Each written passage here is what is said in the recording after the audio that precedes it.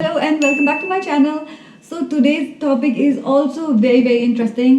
Today we are discussing how to get to know yourself more or how to get to know yourself better than yesterday. तो कभी कभी आपने देखा होगा कि आपके किसी फ्रेंड का ब्रेकअप हो गया तो वो अपसेट होते हैं और वो ये बोलते हैं यार मैं उसको नहीं छोड़ सकता, वो मुझे मुझसे भी ज़्यादा जानती है। तो ऐसा कैसे हो गया कि वो कोई आपको आपसे भी ज़्यादा जानता है? या फिर आपने कभी देखा होगा ये इंडियाज़ गॉट टैलेंट या वॉइस ऑफ इंडिया इस तरह के कॉम्पिटिशन होते हैं, जो ऑडिशंस होते हैं, सिंगिंग प्रोग्राम्स होते हैं, उसमें ऐसे ऐसे लोग आ जाते हैं जिनको गाना गाने के बारे में कुछ नहीं पता पर फिर भी वो ऑडिशन देने आ जाते हैं। तो ऐसा क्या होता है कि वो वहाँ तक पहुँच जाते हैं गाना गाने के लिए और नेशनल टेलीविजन पे इंसल्टेड होते हैं। आई डोंट नो, जब वो ऑडिशन के बाद घर जाते होंगे तो उनको काफ़ी बुरा लगता होगा। वो ऑडिशन जब वो वापस देखते होंगे कि जजेस ने उनको क्या बोला था, दुख होता होगा उनको। तब उनका जो बबल होता है वो ब्रेक हो जाता है जिसमें वो रह रहे होते हैं। तो आंसर इसका ये है कि सेल्फ अवेयरनेस नहीं होती, अपने बारे में जानते नहीं होते, अपने बारे में पता नहीं होता, अपने स्ट्रेंथ अपने वीकनेस के बारे में कुछ ज्ञान नहीं होता। तो ये ऐसा होता है कि हम बहुत सारा टाइम स्पेंड करते हैं दूसरों को जानने के लिए, अपने पार्टनर को, अपनी गर्लफ्रेंड को, बॉयफ्रेंड को जानने के लिए, समझने के लिए, अपने आसपास के लोगों को, अपने बॉस को, सबको समझने में हम टाइम लगाते रहते हैं। और जो एक टाइम बहुत इंपॉर्टेंटली हमें लगाना चाहिए अपने आप को जानने के लिए, वो हम टाइम लगाना भूल जाते हैं। So in today's video I am going to give you 10 tips which are going to make it easy for you to understand yourself and get to know yourself better. So let's गो।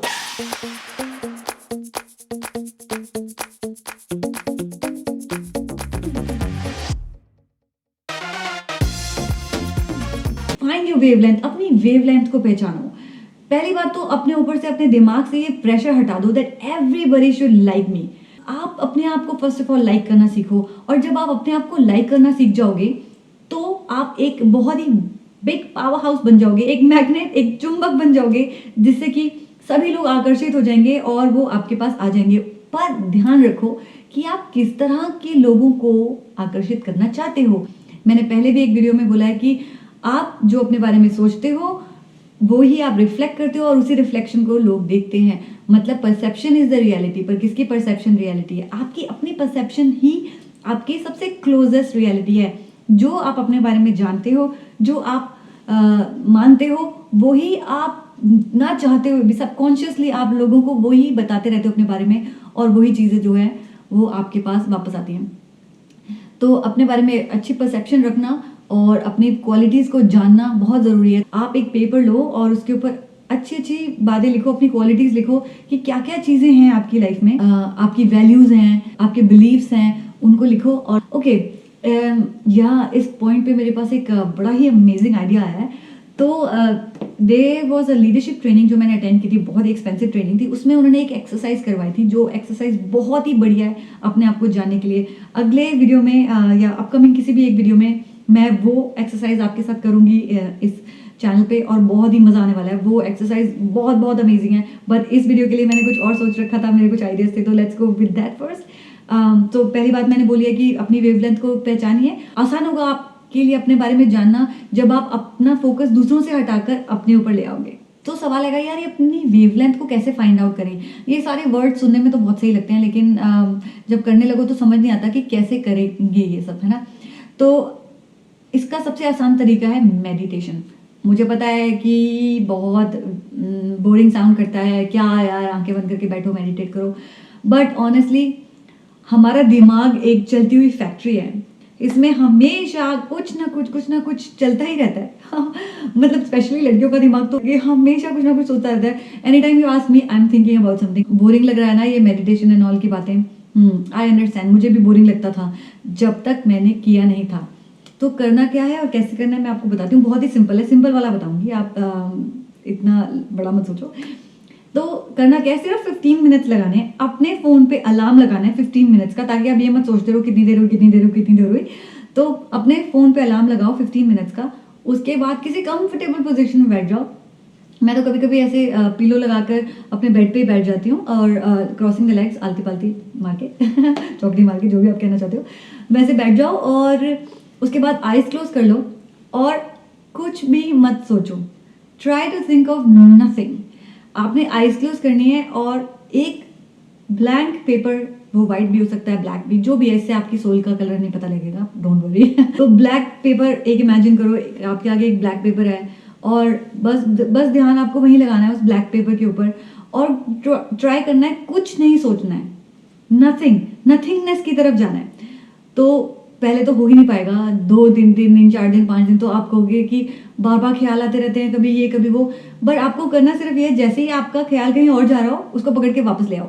मतलब अपने आप को ये याद दिलाओ, नहीं नहीं मुझे कुछ नहीं सोचना है, I am just looking at this black paper and there is nothing, I am just looking at this black paper and there is nothing. अगर आपका मन बिल्कुल ही नहीं लग रहा और नहीं समझ पा रहा वो चीज, तो आप एक वर्ड ले लो, आपने उस वर्ड को बार बार बोलना है। फॉर एग्जाम्पल ओम भी बोल सकते हो, वैसे जब भी मैं ओम बोलती हूँ तो फिर ओम भूर्भुवः स्वः हो जाता है और फिर मैं मंत्रों की तरफ चली जाती हूँ। ओम ओम ऐसे आप करते रहो, और धीरे धीरे 1 मिनट के बाद आपको वो ओम बोलने की जरूरत नहीं पड़ेगी। आप ऑलरेडी उस थोड़े से ट्रांस में आ जाओगे कि आपको लगेगा कि हाँ थोड़ा सा अपलिफ्टेड फील होगा।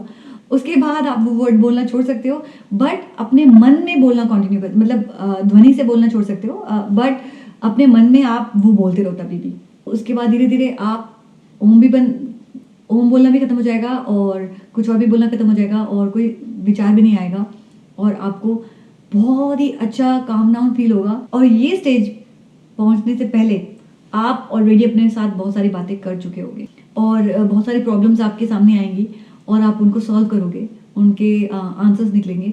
और वो पता है क्यों होगा? क्योंकि हम कभी भी ठंडे दिमाग से किसी भी चीज़ को सोचने के लिए नहीं बैठते, चाहे वो हमारी लाइफ की प्रॉब्लम हो, चाहे वो हमारी लव लाइफ हो या हमारा वर्क हो। हम कभी भी एकदम शांत दिमाग से उस बारे में सोचने के लिए नहीं बैठते। तो अपने आप को जानना भी एक बहुत फुल अटेंशन और फुल फोकस का काम है।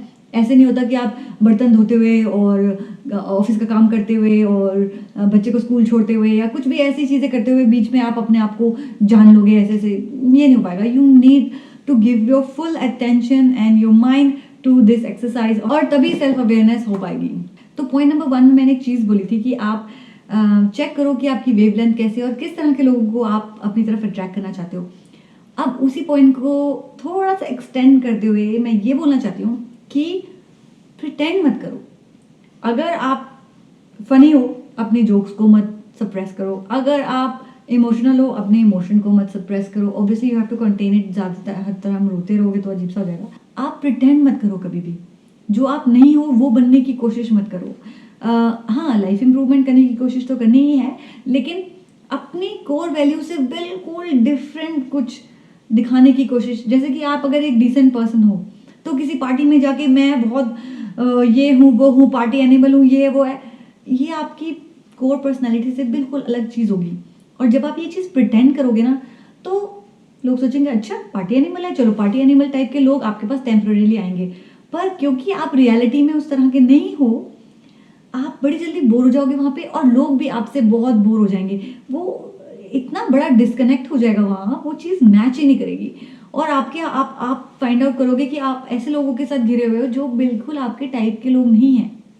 तो आप अपना सोशल सर्कल पूरा बिगाड़ लोगे और आप खुश नहीं रह पाओगे। तो अगर आप अपनी कोर वैल्यू को जानते हो कि मैं एक इंट्रोवर्ट हूँ, या मैं घर पे रहने वालों में से हूँ, या मुझे किताबें पढ़ना बहुत पसंद है, अगर कोई कहे पार्टी या फिर बुक तो मैं बुक को चूज़ करता हूँ। अगर आप उस टाइप के इंसान हो तो पीयर प्रेशर में आके अपने आप को कुछ और बनाने की कोशिश मत। तो किसी भी पीयर प्रेशर में आके ड्रिंकिंग, स्मोकिंग, ड्रग्स, कुछ भी ऐसी चीज़ जो आपके कोर वैल्यू पे नहीं फिट होती है, वो चीज़ मत करो। अब मैं जो बात बोलने वाली हूँ इससे कई सारे लोग हो सकता है अग्री ना करें, वो कुछ ना कुछ कमेंट में लिखेंगे कि नहीं मेरे पेरेंट्स ऐसे नहीं है, ये वो है। बट ऑनेस्टली बहुत ही कम पेरेंट्स होते हैं जो अपने बच्चों को प्रॉपरली मेंटर करते हैं। इमेजिन करो कि एक कपल जिसके पास इतना इतना इतना सारा काम है, वो एक बच्चों को 24 घंटे मॉनिटर भी नहीं कर सकते, उनके बारे में सब कुछ जानना बहुत मुश्किल है, और उनको मेंटरिंग करना तो और भी मुश्किल होता है। तो mentoring parents are rare, and not because they are bad or anything, just because they are busy or they don't have the right mindset or acumen or anything of that sort to mentor. अगर किसी के parents mentor types हैं तो मुबारकबाद यार, मतलब congratulations, तुम बहुत लकी हो कि तुम्हारे पेरेंट्स तुम्हें मेंटर कर सकते हैं। पर अगर नहीं कर सकते तो उनसे खफा मत हो जाओ, क्योंकि ऑनेस्टली गलती उनकी नहीं है। अपना सेटअप भी ऐसा है कि वो ओवरबर्डन्ड है। तो बट एक चीज़ आप तब भी कर सकते हो, आपके पेरेंट्स आपको मेंटर कर सकते हैं या नहीं कर सकते, वो आपको जानते सबसे ज़्यादा है। चाहे आप मानो या ना मानो, जब आप अपने आप को नहीं देख सकते थे, वो आपको तब से देख रहे हैं। तो सबसे ज़्यादा वो आपको जानते होंगे। तो जब भी आप सेल्फ अवेयर नहीं हो, आपको अपने बारे में कुछ पता ना चल रहा हो, श्योर ना हो, तो आप अपने पेरेंट्स से जाके राइट टाइप का सवाल पूछो। वॉक पे चले जाओ या उनसे एक कप चाय के ऊपर बातचीत करो और उनसे पूछो कि आपके अंदर क्या-क्या क्वालिटीज़ हैं जो वो बचपन से देखते आ रहे हैं, जो सबसे स्ट्रॉन्गेस्ट आपकी क्वालिटीज़ हैं, या फिर क्या ऐसी चीज़ें हैं जो दूसरे लोग आकर आपके पेरेंट्स को आपके बारे में बताते थे। वो कुछ ना कुछ तारीफ़ें करते हैं लोगों, आपका बेटा बहुत स्मार्ट है, आपकी बेटी बहुत इंटेलिजेंट है, जो भी है। लोग आकर बताते हैं पेरेंट्स को। तो they have been collecting all of this tiny feedback points throughout your life. तो आप उनसे जाके कभी भी पूछ सकते हो ये चीज़। जब भी आपको कोई डाउट हो रहा हो अपने बारे में, आप अपने पेरेंट्स से ज़रूर पूछो। सबसे प्रीटी मच सबसे अच्छे गाइड वो आपके होंगे। And this brings me to my next point. हो सके तो अपने लिए एक मेंटर ढूंढो। एक मेंटर आपको क्लियर फीडबैक देगा एट एवरी पॉइंट, क्या आप सही कर रहे हो और क्या आप गलत कर रहे हो। तो मेंटर कैसा होना चाहिए? आप जिस भी फील्ड में बढ़िया करना चाहते हो, उस फील्ड में जो भी इंसान अच्छा कर रहा है, आप उसको एज अ मेंटर चुन सकते हो और अप्रोच कर सकते हो, उनसे पूछ सकते हो कि क्या आप मुझे मेंटर करोगे। इस तरह का मेंटर तब फायदेमंद होता है जब आप अपना करियर बिल्ड कर रहे हो। अब नेक्स्ट पॉइंट, मान लो कि आपको कोई मेंटर मिलता ही नहीं है, और अगर मिलता भी है तो कुछ होता है, लाइफ होती है, चीज़ें चलती रहती है लाइफ में, तो अलग हो जाते हैं, सिटीज़ बदल जाती हैं, जो भी कुछ होता है, आपका मेंटर आपसे अलग हो जाता है। तो ऐसे सिचुएशन में क्या किया जाए? आप अपने मेंटर खुद बन जाओ। सेल्फ हेल्प बुक्स पढ़ सकते हो और ऐसे यूट्यूब वीडियोस भी देख सकते हो। जो भी आपको टॉपिक में हेल्प चाहिए, उस तरह के कई सारे वीडियोस आपको मिल जाएंगे। आप सर्च भी कर सकते हो। तो इस तरह की चीज़ें आप अपना मेंटर बन सकते हो खुद। देखो, जीवन आपके आसपास चल रहा है। Don't be sleeping when life is happening. तो अगर आप चीज़ों को इग्नोर करोगे, आपकी लाइफ में जो भी प्रॉब्लम्स हैं उनको अंडर द कार्पेट ब्रश करते रहोगे और एड्रेस नहीं करोगे, तो आप पर्सनली ग्रो नहीं कर पाओगे। तो ज़रूर जानो कि क्या चीज़ें हैं, क्या बात है जो आपको परेशान कर रही है। आंसर्स को ढूंढो। अगर आप किसी क्वेश्चन के पीछे हो, अगर आपको कोई सवाल का जवाब चाहिए, यूनिवर्स आपको उस सवाल का जवाब देता है। आप खुद तो सर्च कर ही सकते हो, बट रियली अगर आपके दिल में कोई रियल क्वेश्चन है तो थोड़े दिनों में आपको यूनिवर्स से वो आंसर ज़रूर मिल जाएगा। You seek and you will find. Now next step, self awareness तब खत्म हो जाती है जब हम फॉगी हो जाते हैं। फॉगी मतलब दूसरे बड़े बड़े इमोशन हमारे आगे आगे खड़े हो जाते हैं, जैसे कि डिप्रेशन। अब डिप्रेशन में अगर आपको लग रहा है आप जा रहे हो, बहुत इनसिक्योरिटीज़ है अंदर, कुछ सवाल हैं जिनके जवाब नहीं मिले, या कुछ लाइफ में प्रॉब्लम्स आई, चीज़ें हुई, लोग आए, किसी ने धोखा दिया, जो भी कुछ हुआ है, आप डिप्रेस मत हो, क्योंकि डिप्रेशन एक बीमारी बन सकती है। जैसे ही आप लो हो रहे हो, जैसे ही आपके दिल में कोई सवाल घर कर रहे हैं, उसी वक्त उसको एड्रेस करो। और कैसे? By asking questions. अपने आप से पूछो। अगर आपको लग रहा है कि आप वीक हो, तो किसने बोला आपको ये चीज़ कि आप वीक हो? अगर आपको लग रहा है कि आपका स्टाइल अच्छा नहीं है, किसने बोला आपको कि आपका स्टाइल अच्छा नहीं है? अगर आपको लग रहा है कि आप ये बिजनेस शुरू करना चाहते हो पर नहीं कर सकते, किसने बोला आपको कि नहीं कर सकते? ये सवाल करो अपने आप से। और मैं ऑनेस्टली बताऊं, आपको 80% आपको ये आंसर मिलेगा कि किसी ने नहीं बोला आपको, आपने खुद को बोला ये चीज़। हम लोग इतना प्रेशर लेते हैं ना यार लाइफ में, हमेशा अपने आप को प्रेशर में रखते हैं, अपने आप को नेगेटिविटी से भरते रहते हैं। और मान लो कि किसी और ने बोला था आपको कि भाई तेरे से नहीं हो पाएगा, ये नहीं हो पाएगा, ये तुम्हारे अंदर ये स्किल नहीं है, या जो भी नहीं है, नहीं हो, कर नहीं सकते, तुम नहीं कर सकते। Okay, good. At this point ये सोचो कि इस बंदे के पास ये बोलने की क्रेडिबिलिटी है, उसने किस बेसिस पे बोल दिया, उसको हक है ये बोलने का। जैसे मुझे न्यूज़ एंकर बनना है, मैं किसी न्यूज़ एंकर के पास जाऊँ और वो मुझे देखे, मेरा टेस्ट ले और बोले नहीं तुम न्यूज़ एंकर नहीं बन सकती।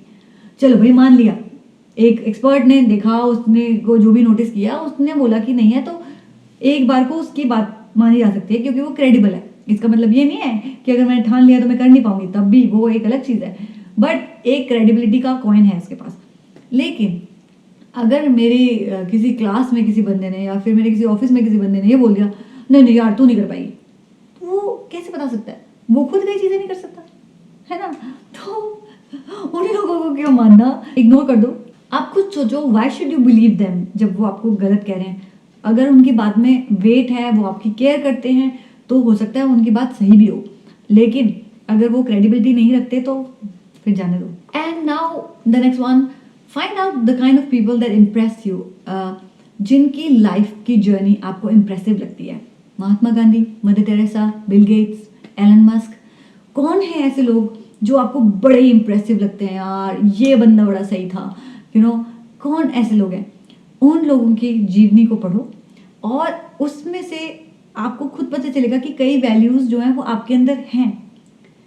तो आप जानोगे कि आप किस तरह के इंसानों, किस रास्ते पे जा रहे हो और क्या आप अचीव कर सकते हो। आपको अपने कैलिबर के बारे में पता चलेगा। तो कभी किसी फिल्म स्टार को अपना इंस्पिरेशन बना लिया तो पीपल लगे ये क्या है, शैलो अप्रोच के फिल्म स्टार को क्या फॉलो करना, उनको तो सब कुछ कहा जाता है। ऐसा नहीं है। बहुत सारे फिल्म स्टार्स हैं जिन्होंने बहुत मेहनत की है इंडस्ट्री में और बहुत नाम कमाया है। फॉर एग्जांपल अक्षय कुमार, कभी भी मैं उनके कुछ इंटरव्यूज सुनती हूँ, उनकी लाइफ की चीज़ें सुनती हूँ, उनका लाइफस्टाइल देखती हूँ, मुझे बहुत इंप्रेसिव लगता है। He wakes up at 5 and he takes some time to think about himself and the way he exercises, keeps a fit body and mind and उनकी वाइफ भी जो ट्विंकल हैं वो उनके साथ काफ़ी कोलैबोरेटिव साउंड करता है। हम उनकी लाइफ में तो नहीं है बट इंटरव्यू से और इन चीज़ों से ऐसा ही साउंड करता है। तो या हम उन चीज़ों से सीख सकते हैं। Now the last 2 points are hang out in groups, go out and hang out in groups, the kind of groups that you like. जैसे आप हो, जैसे आप बनना चाहते हो उस टाइप के ग्रुप्स में हैंग आउट करो और मस्ती करो। अगर ग्रुप नहीं है कोई तो बना लो। मान लो कि आप एक ब्लॉगर हो या राइटर हो और आप ब्लॉगिंग राइटिंग करना चाहते हो और आपको आइडियाज़ नहीं आते या कभी कभी आप स्टक हो जाते हो, तो फेसबुक पे जाओ, इंस्टाग्राम पे जाओ, ब्लॉगर करके टाइप करो और सर्च करो। आपको आपके घर के आसपास ही काफ़ी सारे ब्लॉगर वगैरह मिल जाएंगे।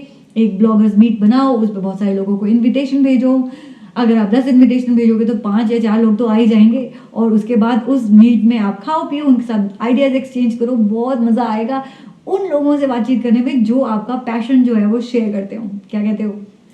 And now the last point जो कि मुझे बहुत इंपॉर्टेंट लग रहा है बोलने में, और ये जो चीज़ मैं बोलने वाली हूँ वो बहुत सेल्फ इम्प्रूवमेंट टाइप नहीं है, पर जो इसका रिजल्ट है ना वो सेल्फ इम्प्रूवमेंट टाइप ही मिलेगा आपको।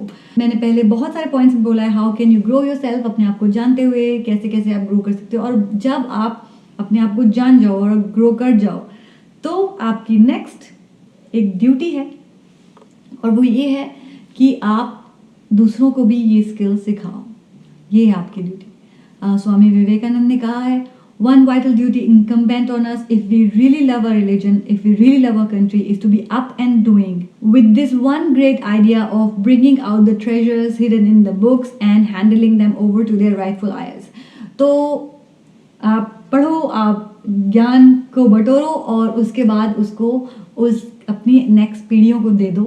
ये आपकी सबसे बड़ी ड्यूटी है और इससे अवेयरनेस, डेवलपमेंट और जो भी होगा वो तो आप समझ ही सकते हो।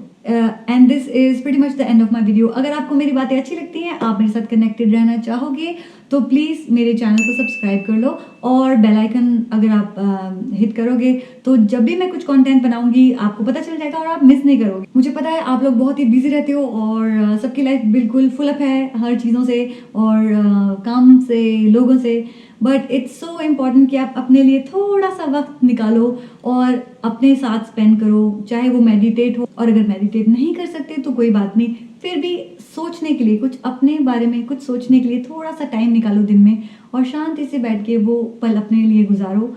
आपको उससे इतना बेनिफिट होगा, आपकी लाइफ में बहुत इंप्रूवमेंट आपको फील होगी उस छोटी सी एक्सरसाइज से। So thank you for watching this video and till next time.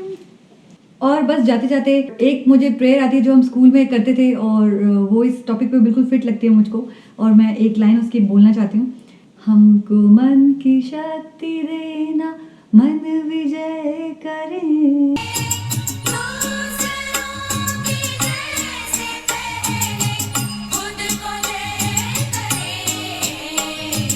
हमको मन की शक्ति दे